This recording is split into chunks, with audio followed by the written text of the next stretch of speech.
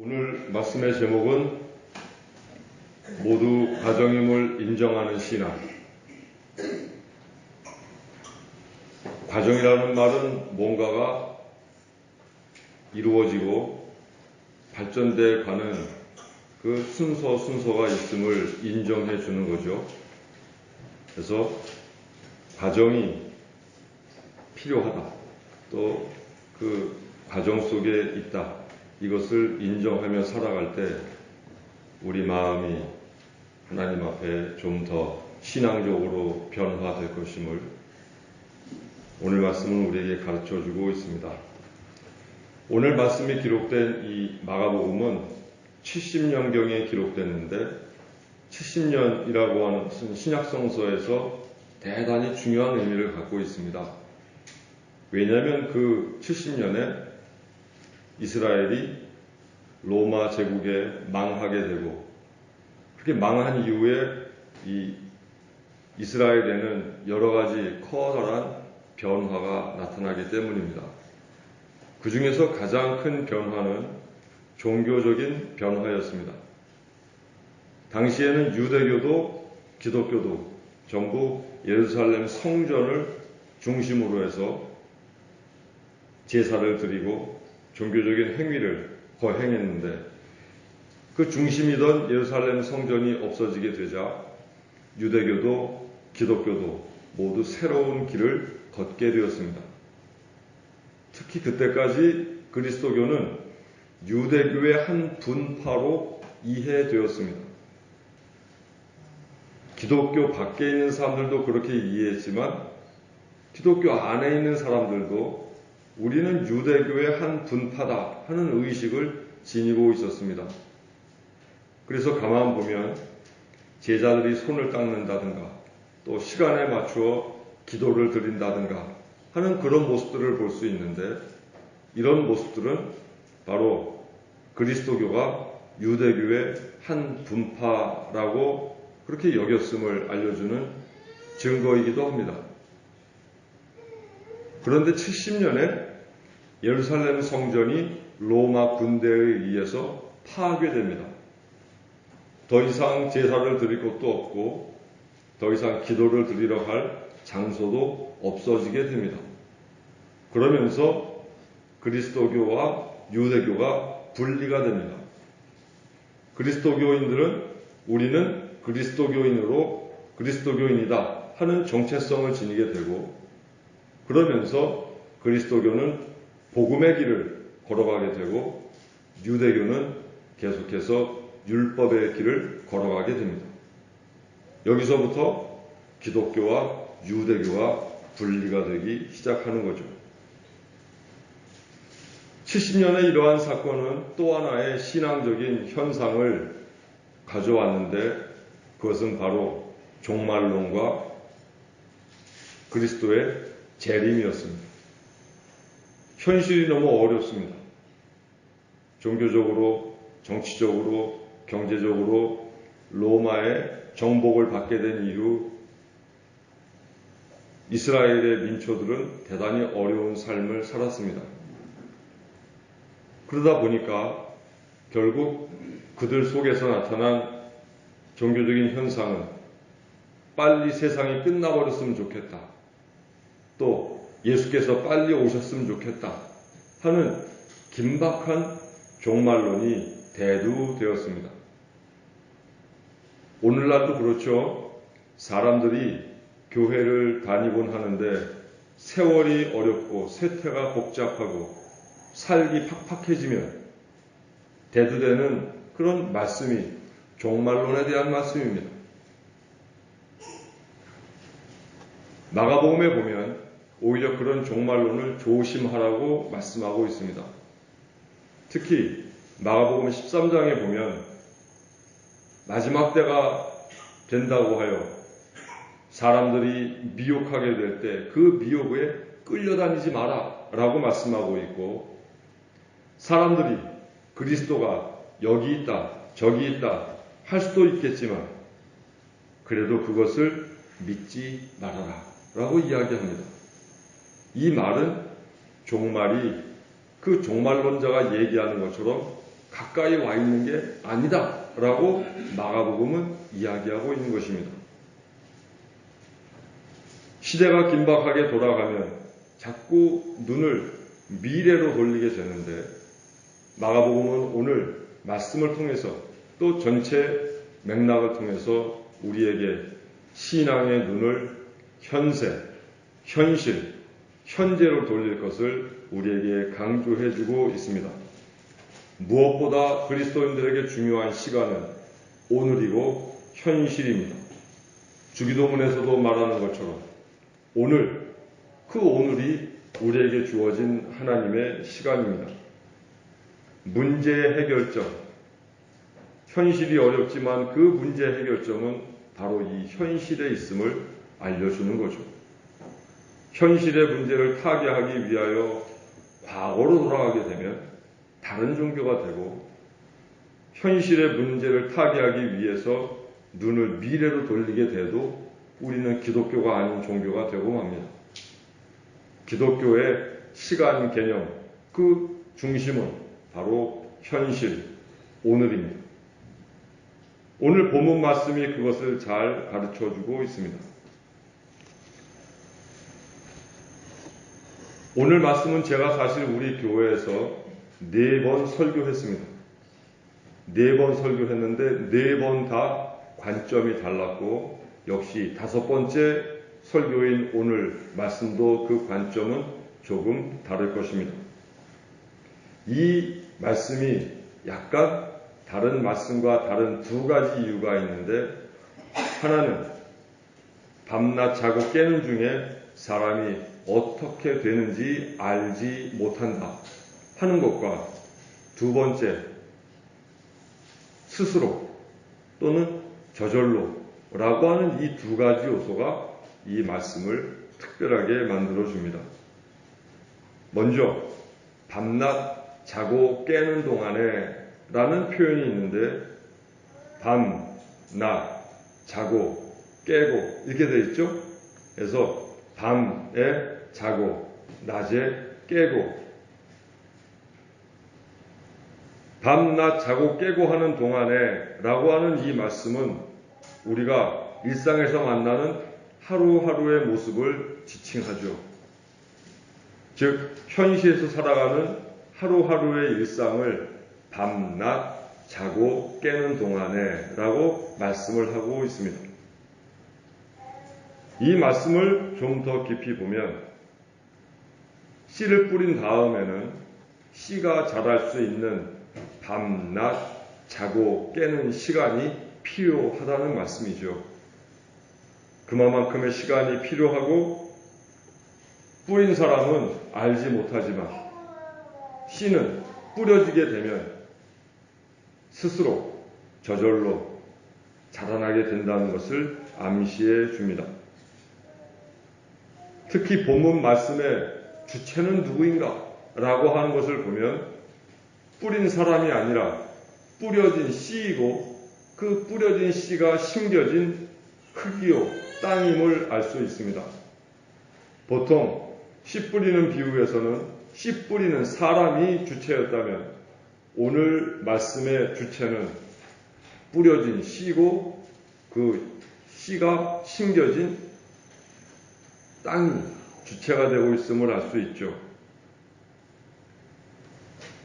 이것을 우리가 좀 더 깊이 알 수 있는 것은, 씨를 뿌린 사람을 농부라고 하지 않고 오늘 말씀에 보면 그가 라고 되어 있죠. 히라보 언어로 보자면 어떤 사람이, 즉 어떤 사람이라고 하는 말은 농부라는 것을 특정하지 않고 이 본문에서 어떤 의미를 좀 약화시키고 있는 것을 볼 수 있고, 오히려 씨와 땅을 주체로 삼으려고 하는 그런 표현이 이 속에 담겨져 있습니다.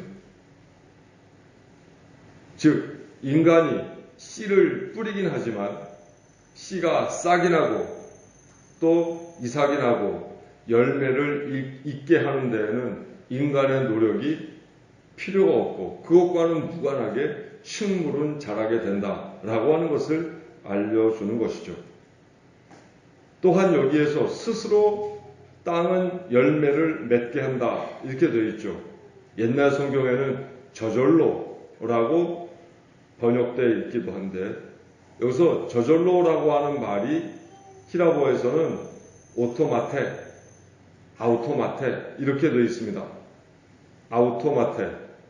우리가 보통 차 스틱이 아니라 자동 변속 기어를 오토매틱이라고 이야기하죠. 그 오토매틱이라고 하는 말이 바로 이 스스로라고 하는 오토마테라고 하는 말에서 나왔습니다. 즉 씨는 인간이 어떻게 노력을 기울이고 정성을 기울여서 싹이 나는 게 아니라 뿌려놓기만 하면 저절로 싹을 지가 낸다는 거죠. 땅이 그렇게 역할을 한다는 겁니다.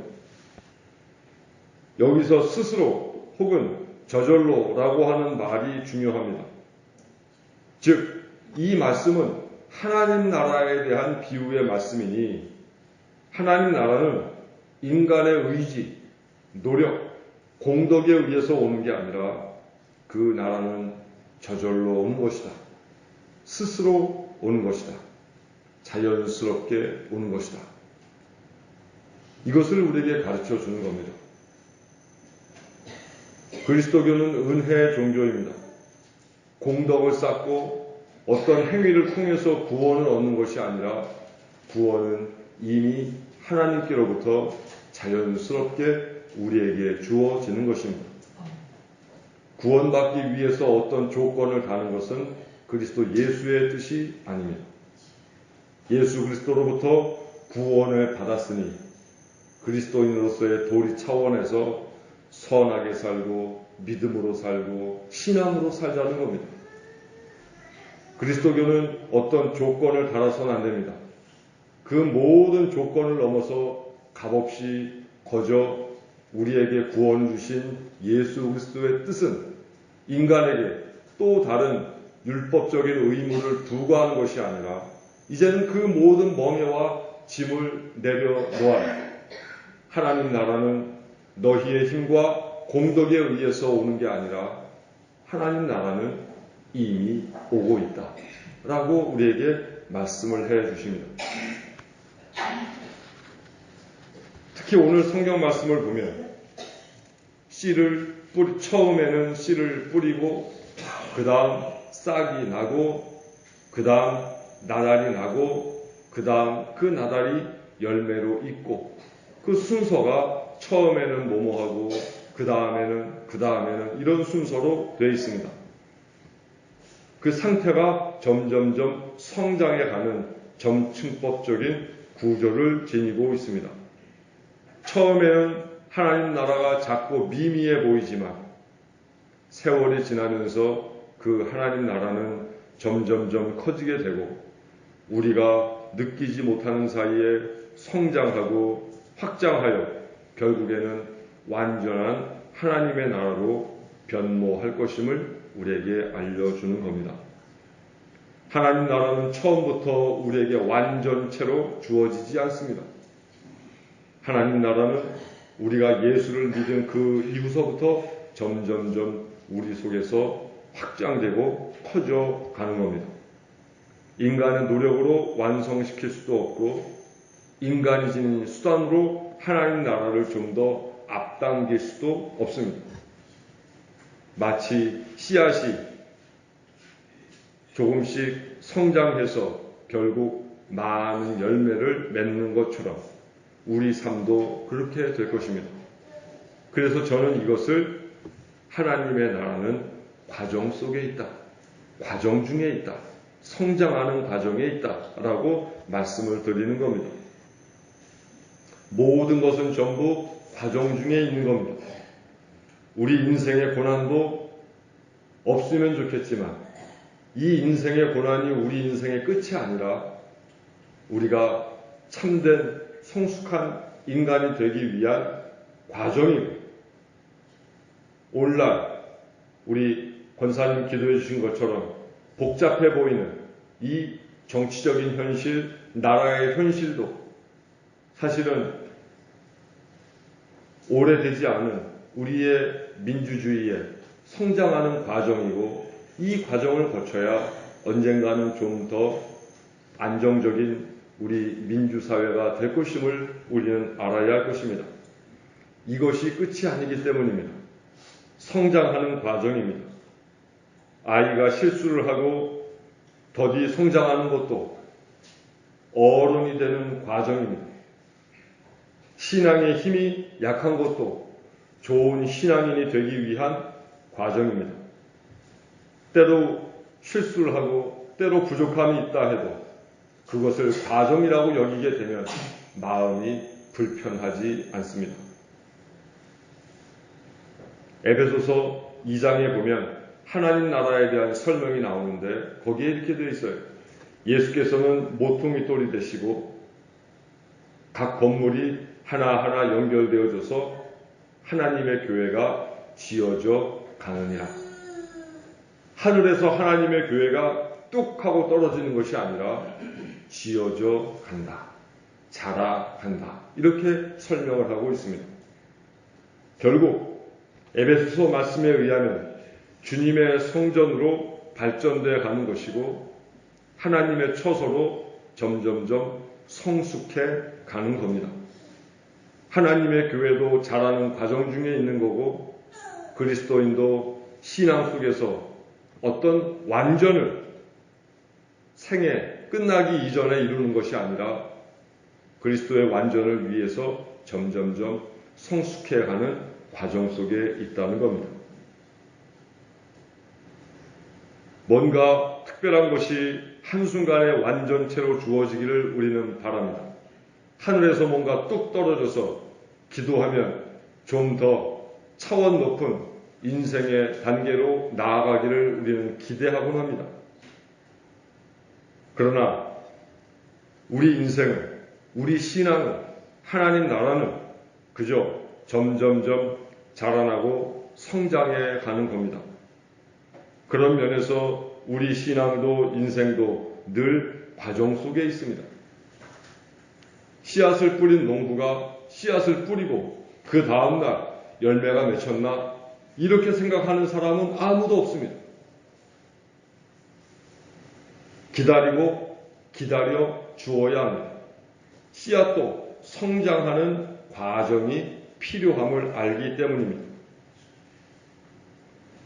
부모님들에게 부탁드립니다. 아이도 그렇습니다. 여러 실패와 실수를 통해서 성장의 과정을 겪게 됩니다. 우리 어른들이 저지르는 가장 큰 실수, 특히 우리 자식들에게 정이 많고 특별한 애정을 품고 있는 우리 한국의 부모들이 겪는 가장 큰 실수, 그것은 다 같이 한번 따라해 보실까요? 실패할 수 있는 기회. 그것을 아이들에게 주지 않는다는 겁니다. 애들이 실패할 수 있는 기회를 주어야 그 아이들이 그 실패할 수 있는 기회를 딛고 또 다른 차원으로 나아갈 텐데 이미 부모가 자기가 살아본 경험에 의하여 자기가 알고 있는 지식에 의하여 아이가 실패할 기회를 박탈해버리고 마니까 그 아이는 실수를 통해서 배워야 할 것을 배우지 못한다 그 말이에요. 걸으면서 넘어질 때에는 넘어질 수 있게 해줘야 되는데 넘어지게 하지 못하니까 나중에 넘어지게 되면 일어서는 법을 알지 못한다 그 말이죠. 우리는 아이의 성장 과정에 대해서 그 과정을 인정해 주어야 합니다. 어려서부터 실수할 여유와 권리를 주어야 실수를 되풀이하지 않을 수 있는 능력이 생깁니다. 우리 원천교회 젊은 내외들에게 부탁드립니다. 과보호하지 맙시다. 실수할 권리를 박탈하지 맙시다. 애가 실수할 것 부모가 대신 실수해 주지 맙시다. 그것은 아이를 사랑하는 것이 아니라 그 아이에게 독을 먹이는 것과 똑같은 일이 되기 때문입니다.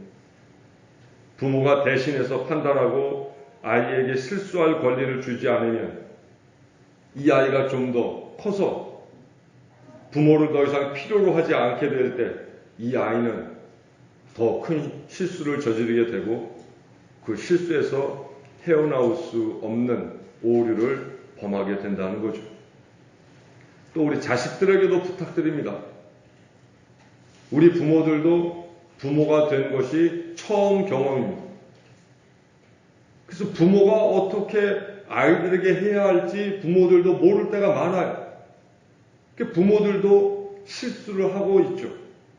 그래서 부모도 아이들에게 실수할 권리를 주기도 하지만 자식들도 부모들에게 실수할 권리를 주어야 합니다. 왜? 우리 부모도 부모로서 점점점 성장해가는 과정 속에 있기 때문입니다. 부모도 과정 속에 있고 자식도 성장하는 과정 속에 있고 우리가 그렇게 서로 간에 과정 속에 있다 하고 여기게 되면 우리 마음의 스트레스가 대단히 크게 줄어들게 되는 거죠. 그렇게 인간관계를 다 따져보면 모두가 전부 과정 속에 있음을 우리는 알게 됩니다. 결혼해서 한 30년, 40년 살면 남편의 역할을 다 알까요? 결혼해서 한 50년 살면 아내의 역할을 다 알까요? 알지 못해요. 알아가는 과정에 있는 거예요. 과정에 있음을 인정해 주게 되면 그가 그 전에는 실수한 사람이었다 해도 이제 좀 나아지고 있다 하는 그 마음으로 우리 마음은 위로받게 되고 내년에는 좀 더 좋아지고 그 후에는 더 좋아지고 하는 그런 과정 속에 있음을 인정하게 될 때 서로 간의 관계가 더 여유롭고 포용적인 관계로 변할 수 있게 되는 겁니다. 시어머니들이 하는 말이 있죠. 니네 집에서는 그렇게 가르치지? 넌 집에서 이런 거 안 배웠니? 그 말 속에는 어떤 함의가 들어있죠? 며느리로서 완전한 상태에서 우리 집으로 들어왔을 것이다 라고 하는 전제가 있는 거예요. 다 배우고 왔을 것이다. 그런데 자기 딸도 남의 집으로 시집 보낼 때 그 자기 딸도 제대로 가르쳐보지 못했음을 인정하지 않는다는 거죠. 내 딸은 아직 어려서 못하는 거고 남의 집 딸이 우리 집에 며느리로 오게 되면은 걔는 완벽하게 해야 되는 거고 넌 대학도 나왔다면서 이것도 못하니? 이것은 뭘까요? 서로 간에 완전한 존재가 될 것을 강요하는 거죠. 우리 며느리가 며느리로서 더 훌륭한 인간이 되어가는 과정에 있다라고 인정하게 되면 시어머니 마음도 시아버지 마음도 행복하게 되고 우리 사위가 우리 집 아들하고 똑같아서 아직 얘도 크고 있구나 하고 여기게 되면 사위에 대해서도 불편해지지 않고 자, 시어머니, 시아버지는 태어나면서부터 시아버지, 시어머니입니까? 아니면 결혼시키고 보니 시아버지, 시어머니입니까? 시아버지, 시어머니도 처음인 거죠. 그러면 며느리도 또는 장인, 장모님께는 사위도 우리 어른들도 전부 이게 시부모가 되고 또 장인, 장모님이 되는 거 이게 또 처음이니까 또 그렇게 또 성장해 가시는구나 하는 과정 중에 있구나 하고 여기게 되면 마음이 덜 불편하게 되는 겁니다. 아랫사람이건 나보다 윗사람이건 그 사람을 완전체로 이해하지 않고 우리 모두 성장하는 과정 속에 있다고 여기게 되면 충분히 이해할 수 있는 거예요. 하나님께서는 우리 그리스도인들에게 실수할 기회를 주셨습니다. 실수해서 당황할 때 끝까지 하나님은 기다려 주셨습니다. 시리에 빠져 있거나 시험에 들지 않거나 실수 한 번 하지 않는 그리스도인은 세상에 아무도 없습니다. 믿음이 좋은 척하지만 아무리 믿음이 좋아도 인생의 흔들림을 경험하지 않은 사람은 아무도 없습니다. 그럼에도 하나님은 우리를 당신의 은혜 가운데 머물게 하셨습니다. 우리가 완전한 존재이기 때문이 아니라 우리의 믿음도 조금씩 성장하는 과정 속에 있구나라고 하나님이 이해해 주셨기 때문입니다. 하나님은 우리 그리스도인을 땅에 뿌려진 씨앗처럼 생각해 주십니다. 조금 더 있으면 자라겠지. 조금 더 있으면 싹이 나겠지. 그래서 언젠가는 좋은 열매가 되겠지. 라고 하며 과정 속에 있는 그리스도인으로서 우리를 받아들여 주시고 있다는 거죠. 모든 고난과 시련을 인생의 끝이라 여기지 마십시오. 그 모든 것이 내 인생을 완성하는 과정에 있을 뿐입니다. 또 다른 과정이 우리에게 올 때 우리는 그곳으로 넘어갈 수 있는 용기가 생기고 그 다음에는 또 어떤 과정이 있을까 기대하는 마음도 우리에게 생겨나게 됩니다. 자식이든 가족이든 누구든 어떤 부족함이 있을 때 성장 과정 중에 있구나 하는 마음으로 기다려 주십시오. 하나님 나라와 그리스도인의 성장은 모두 과정적입니다. 아까 에베소서에서 본 것처럼 하나님의 교회도 성장하는 과정 중에 있습니다. 뿌리고 싹이 나고 이삭이 패고 열매가 익는 그 과정이 반드시 필요합니다. 자연스럽게 그렇게 될 겁니다. 그러니 우리가 해야 될 일은 기다리는 겁니다. 기다려 주는 겁니다. 하나님 나라든 나 자신이든 타인이든 모두 과정이 필요함을 우리는 인정해야 합니다. 하나님 나라를 기다려 주듯 자기 자신을 기다려 주고 자기 자신을 기다려 주듯 타인을 기다려 주어야 합니다. 나도 성장하는 과정 속에 있고 타인도 역시 성장하는 과정 속에 있기 때문이죠. 우리 모두 과정 중에 있는 존재입니다. 따라서 그 누군가에게 완전함을 요구하지 말고 그가 완전해지는 그 과정 속에 있다는 사실만 인정해 주면 됩니다. 하나님 나라가 우리의 기도로 뚝하니 우리에게 떨어진다고 여기지 말고 하나님 나라가 조금씩 내 삶 속에서 성장해 나가고 있다고 우리는 그렇게 기다리며 살아야 합니다. 그래서 우리 인생도 과정도 모두 어느 한순간 완전해지고 끝맺어지는 게 아니라 끝까지 성장하는 과정 속에 있음을 기다려주기만 하면 자연스럽게 성장할 것임을 우리는 믿으며 살아갈 때에 하나님께서 우리에게 하나님 나라의 멋과 맛을 보여주게 될 것이고 또 그런 마음으로 우리와 함께 살아가는 사람들을 통해서 우리는 행복과 기쁨, 사랑, 신뢰 이런 긍정적인 에너지를 받을 수 있게 될 것입니다. 이제 누군가를 보실 때 그저 그 상태로 끝인 사람,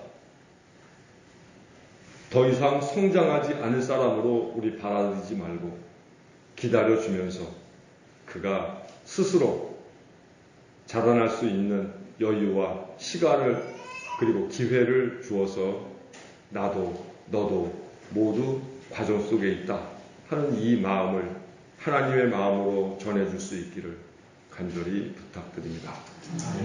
기도하겠습니다. 하나님 아버지, 부모도 성장하는 과정 속에 있고 어른이 되어서도 모두 성장하는 과정 속에 있음을 알아야 할 텐데 어른들은 모든 것이 성장이 끝난 존재인 것처럼 여길 때가 많고 그런 인식이 갓난 아이에게도 실수할 기회조차 주지 않는 강팍한 마음으로 변해버리고 말았습니다. 우리 원천교회 교인들, 남자는 여자에게, 여자는 남자에게 실수할 권리를 선물로 주게 하옵소서. 어른은 아이에게, 아이도 어른에게 실수할 권리를 여유 있게 선물하게 하옵소서. 그래서 실수한다는 것이 잘못이 아니라 실수를 해놓고도 아무런 돌이킴이 없는 것이 잘못임을 모두가 깨닫게 하옵소서. 우리를 기다려주시는 하나님처럼 우리도 서로를 기다려줄 줄 아는 너그러움과 느긋함을 배우게 하옵소서. 예수님 이름으로 기도합니다. 아멘.